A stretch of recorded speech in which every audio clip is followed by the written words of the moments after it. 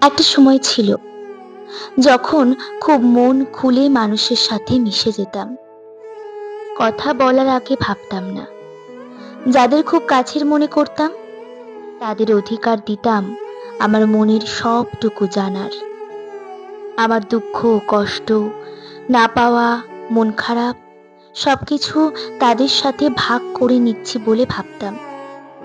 কিন্তু ধীরে ধীরে বুঝতে পারলাম ভুল করছি।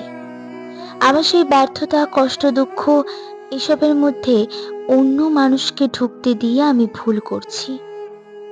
তারপর থেকে মনের দরজাটা বন্ধ করে দিলাম। আজকাল আর কাউকে মনের খুব কাছে আসতে দিই না। একটা দূরত্ব রাখি। আর সেই দূরত্বটা আমাকে অনেক বেশি মজবুত করে তোলে। আমার নিজের যে কষ্টগুলো, দুঃখগুলো সেগুলো নিজের মতো করে সামলানোর ক্ষমতা বেড়ে যায় বহুগুণ।